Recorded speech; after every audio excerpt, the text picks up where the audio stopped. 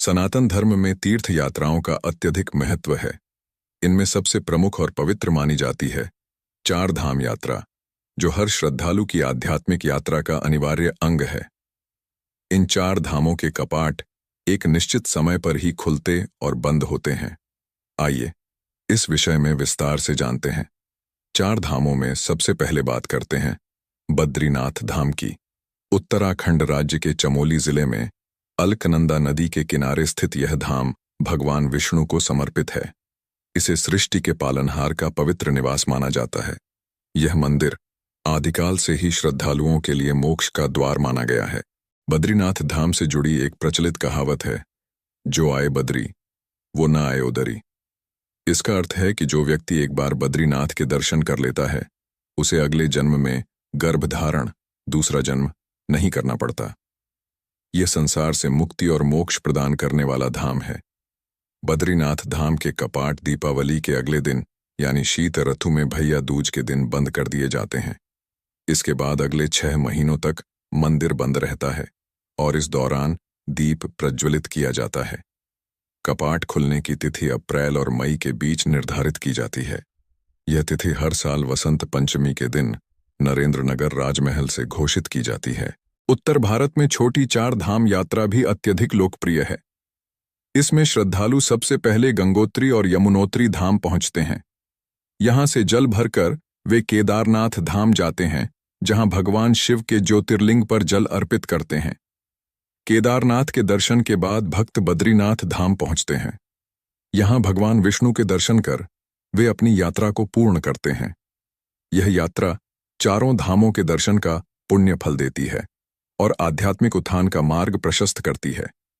इस प्रकार बद्रीनाथ और चार धाम यात्रा का हर चरण न केवल धार्मिक महत्व रखता है, बल्कि आत्मा को मोक्ष और शांति प्रदान करने का एक दिव्य माध्यम है। गंगोत्री वह स्थान है जहां मां गंगा मूर्ति रूप में विराजमान है। हालांकि गंगा नदी का उद्गम स्थल गोमुख ग्लेशियर है। गंगोत्री मंदिर का वातावरण बेहद पवित्र और शांति से भरपूर होता है। श्रद्धालुओं के अनुसार गंगा का दर्शन उनके सभी पापों को हर लेता है। यमुनोत्री मां यमुना को समर्पित तीर्थ है। यह स्थल पर्वतीय शिखरों के बीच स्थित है और यहाँ के गर्म पानी के झरने सूर्यकुंड विशेष आकर्षण हैं। मां यमुना के दर्शन से भक्तों को भय और संकटों से मुक्ति मिलती है। केदारनाथ इस यात्रा का सबसे ऊंचाई पर स्थित तीर्थ है। समुद्र तल से इसकी ऊंचाई 3584 मीटर है। यह मंदिर भगवान शिव के 12 ज्योतिर्लिंगों में से एक है। इस धाम के निर्माण का श्रेय आदि शंकराचार्य को दिया जाता है, जिन्होंने 8वीं शताब्दी में इसे बनवाया था। केदारनाथ में स्थित ज्योतिर्लिंग को मोक्ष का द्वार माना गया है। जगन्नाथपुरी चार धाम यात्रा का दूसरा धाम है। यह तीर्थ ओडिशा राज्य के पुरी नामक स्थान पर समुद्र किनारे स्थित है। यह धाम वैष्णव संप्रदाय से जुड़ा है और भगवान विष्णु के अवतार श्री कृष्ण को समर्पित है। यहाँ भगवान कृष्ण अपने भाई बलराम, बलदाऊ और बहन सुभद्रा के साथ विराजमान हैं। जगन्नाथ मंदिर का मुख्य आकर्षण रथ यात्रा है, जो हर वर्ष भव्यता से आयोजित की जाती है। इस यात्रा में भगवान जगन्नाथ, बलराम और सुभद्रा के विग्रहों को विशाल रथों पर बिठाकर मंदिर से बाहर लाया जाता है।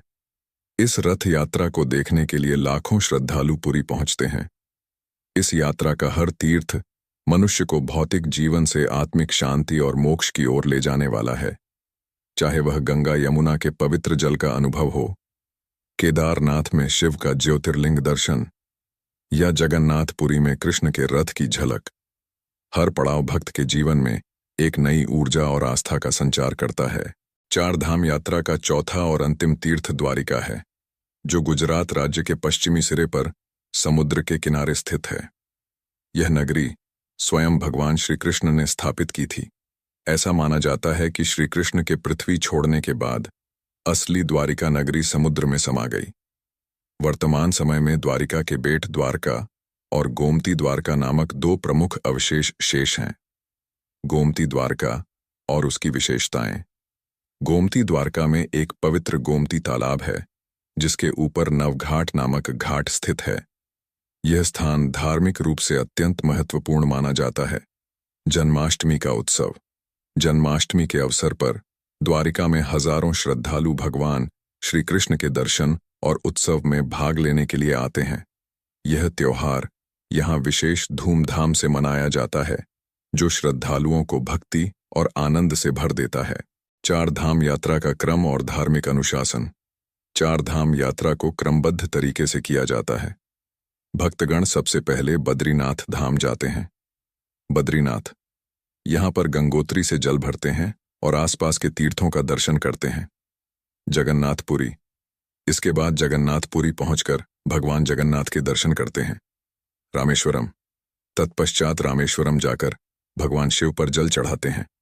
द्वारिका, अंत में द्वारिका पहुंचकर भगवान श्री कृष्ण के दर्शन करते हैं। विष्णु अवतार और चार धाम की विशेष मान्यता। चार धाम यात्रा के संबंध में एक अद्भुत मान्यता है। ऐसा कहा जाता है कि भगवान विष्णु के अवतार समय समय पर इन चार धामों में अलग अलग कार्यों के लिए आते हैं। रामेश्वरम, भगवान विष्णु यहाँ स्नान करते हैं। बद्रीनाथ, यहाँ वे ध्यान लगाते हैं। जगन्नाथपुरी, यहाँ वे भोजन करते हैं। द्वारिका, यहाँ वे विश्राम करते हैं। यह मान्यता इन चार धामों को न केवल तीर्थ यात्रा का केंद्र बनाती है, बल्कि भगवान विष्णु के विभिन्न स्वरूपों का प्रतीक भी है। द्वारिका, जो भगवान श्री कृष्ण की लीला स्थली है, चार धाम यात्रा का अंतिम और अत्यंत महत्वपूर्ण पड़ाव है। यह यात्रा भक्तों के लिए न केवल शारीरिक यात्रा होती है, बल्कि आध्यात्मिक शुद्धिकरण और मोक्ष प्राप्ति का मार्ग भी है। बद्रीनाथ, जगन्नाथपुरी, रामेश्वरम और द्वारिका, इन चार धामों की यात्रा सनातन धर्म की आस्था और परंपरा का जीवंत प्रमाण है। अगर आपको यह वीडियो पसंद आया हो और ऐसा लगा हो कि इसको बनाने में हमने मेहनत की है, तो वीडियो को लाइक और द मिस्टीरियस एज चैनल को सब्सक्राइब किए बिना ना जाएं। और हाँ, कमेंट बॉक्स में हर हर महादेव लिखना बिल्कुल भी ना भूलें। हम जल्द ही मिलेंगे अगले वीडियो में।